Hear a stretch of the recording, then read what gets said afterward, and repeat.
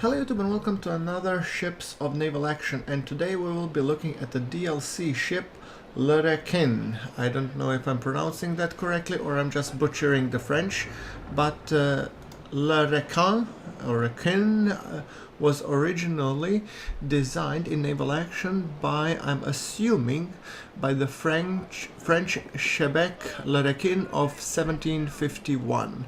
And the only historical data I was able to find was on the modelships.de, and I will be adding the link. So the little history is, in 1749 a proposal was made by the commander of the Toulon dockyard to be for chebec as an effective protection against the Barbary pirates. The corsairs primarily relied on fast and agile chebecs, while the frigates and the sloops of war of the French Navy proved ill-adapted to fight them, so it was logical to confront them with the same type of ships. The chebec Requin was built in 1750 by 1751 by Majorcan shipwrights of the Royal Dockyard in Toulon for the French Navy. She was launched on 14th of March 1751. Her crew were 220 men, her armament were 24 8-pounder guns. She was to show excellent sailing qualities and served in the French Navy until 1770. So 19-20 years. A more detailed history, plans and photos are shown in the book by Jean Boudreau. In May 2012, I found the contemporary model on display in Musée à la Main à Paris. So, yeah.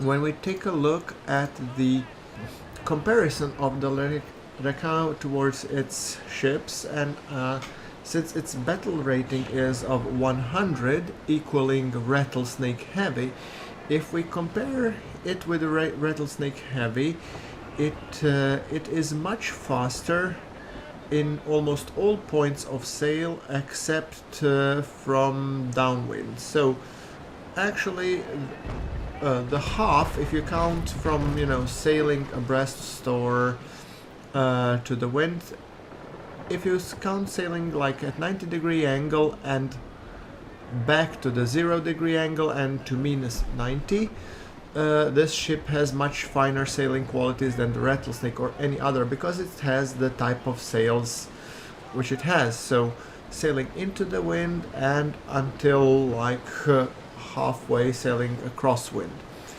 When it comes to sailing downwind, for example, Rattlesnake Heavy or even a Mercury would be able to catch her. It would be going faster. Now, with the armament-wise, it's on par with the Rattlesnake Heavy or slightly below the Mercury. And it has one deck which has 24 up to 9-pounder cannons, or I think 32-pounder carronades, which gives her a broadside weight of 108, which is very, very beefy for the 6th rate, and a monstrous 384 broadside of carronades, which is practically no other ship, I believe, in its class of 6th rates is able to match. If you compare the Rattlesnake Heavy, it can sport carronades, but only 18-pounder carronades, and can put out a total shot of 234, so 150 pounds less. Also, if we count the Mercury, who we have said that it has 24-pounder carronades and 20 of them, it has 240 pounds shot weight compared to the 384 of the Requin. So it's, as you can see, it's really, really beefy. So it's very, very hard to actually be able to match it. When it comes to speed, this is also an area where Requin shines. It has 13.5 maximum speed, and the turn speed is 4.1, which is on par with both the Mercury and Rattlesnake Heavy.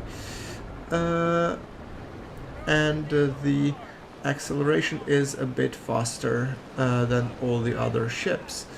So the place where it definitely does not shine is its armor. Its armor is less thick than either Rattlesnake Heavy or It has a total of 3291 compared to the 3700 and 3500 compared to else. The crew complement is a beefy one of 250 maximum, compared to the Rattlesnake Heavy, which is 130 maximum, or the Mercury, which is 135 maximum. So it's an ideal rage border. It's a gang ship, so to say.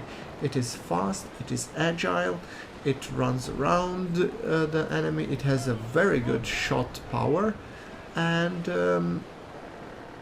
the only downside is that it's lightly armored. So if we also another thing is that it's quite a big target due to its profile. It makes it rather easy to hit. So I've seen a lot of players saying Requin will actually, you know, destroy people with sailing and everything, but to be honest, guys, I mean, it's a ship as any other, and don't get me wrong, it's a good ship with excellent sailing qualities upwind. That's definitely the case. However, when sailing downwind, it leaves some things left to be desired. So overall, I wouldn't be fretting about it's not being able to sail, or, I mean, being in balance and whatnot. Granted, it will be a difficult ship to fight on even terms if you have a 6th rate. I mean, it will present even a problem for a less beefier 5th rates, such as, I don't know, Pandora or any other type, maybe even Cerberus. It might put a good fight even against the Cerberus, because it is more maneuverable than one, for sure. So definitely a ship to be contended with. So it is less armed than Cerberus. Cerberus could, for example, put a much bigger shot weight. But in terms of speed and agility, Requin, definitely due to its design, sailing qualities, definitely has the upper hand. So a very decent combatant, and I'm actually quite surprised that it's a 6th rate. It's a very beefy 6th rate, especially when I don't consider some other design choices, like putting the aforementioned, like USS Constitution, to be a 3rd rate. I mean, together with Bellona, seriously. But there you go. So and basically the whole reason why I'm tearing this pickle a new one is because I figured I wanted to show the Requin and a fight where I didn't really need to think too much about its sailing qualities. Yeah. So I put an uneven fight, sorry about that, but then again I'm able to basically show you this beautiful ship from all angles. And actually I'm now experimenting with these sails, because she takes a little bit of a learning curve to sail. I mean, she's a fore and aft rigger, so, but you can actually almost sail her like a square rigger. And that makes it an interesting ship, and I'm really looking forward to learning more in terms of how it sails and how to master her.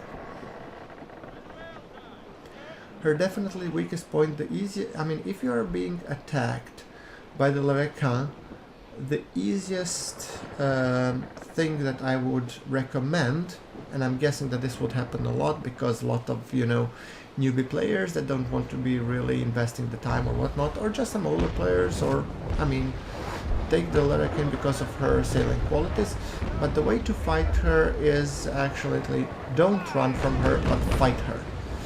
Because her armor is weaker, and that means if you have some decent armaments, then you can definitely sink her.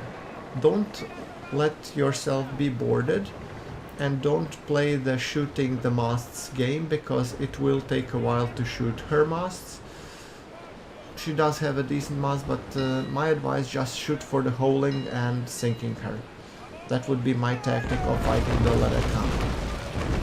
Because even with a lesser ship, you would still be able to do decent damage and decent amount of hurt towards her.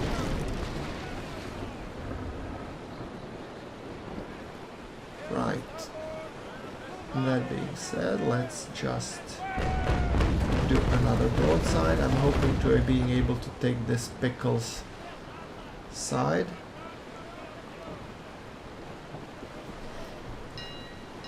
Okay, hard to port.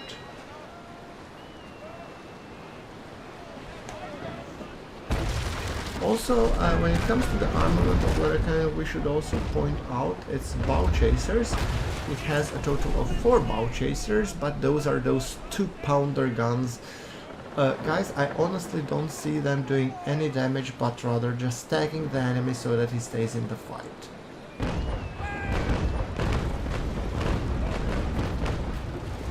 Right.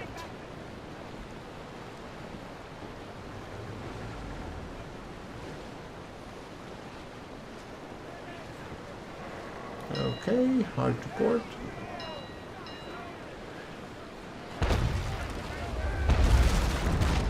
Fire.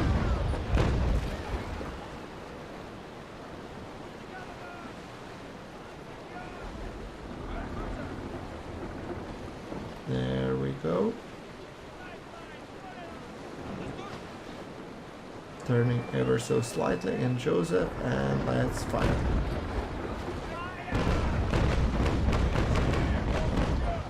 Terrible shots by yours truly.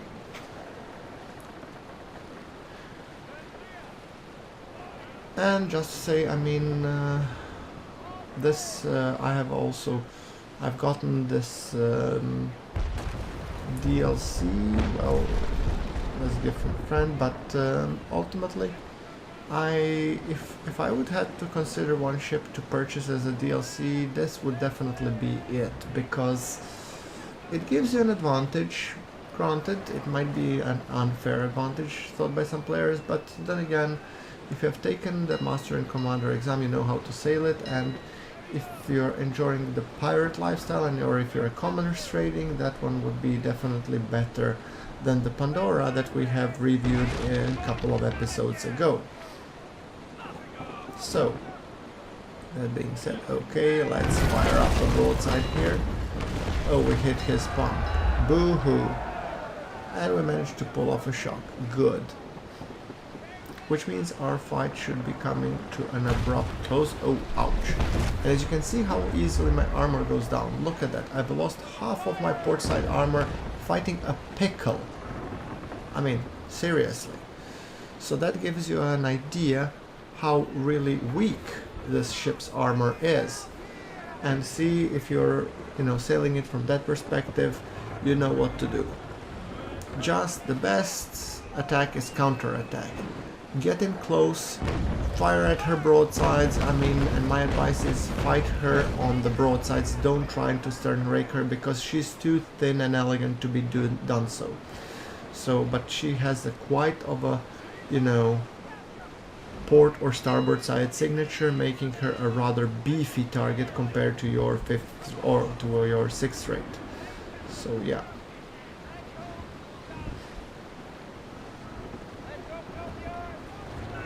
If you're sailing the Requin, then you might want to be basically considering the rage boarding on this guy. Just, get to a slower ship, turn it, board it, and you're done. Fire. And here I'm firing mediums, guys, because I didn't have, this is just the beginning, and well, I have not yet gotten myself a decent iron mine and smithy works so that I could craft my own cannons and carronades. I will do that shortly, but for the time being I'm using medium guns, so as you can see, even with mediums she can dish out quite a punch. I'm really looking forward to actually sailing her with carronades though. That will definitely be a much more interesting proposal. Well, some damage, but ultimately he's gone. So guys, I hope you liked this preview. With this I will be wrapping up for this episode, and also hoping and while waiting that Mr. Joseph Sorensen, just plain old dies. Oh, I might have taken a screenshot because this looks gorgeous. Come on. Nice selfie. Oh yeah, look at this. Yeah, this is definitely gonna be a screenshot for the episode. And the fight occurred just in front of the KPR. Well, that's it for this episode, guys. Like if you like the episode, hit subscribe, and I'll see you all in the next one. Thank you very much for watching. This is GrunfWorks signing off.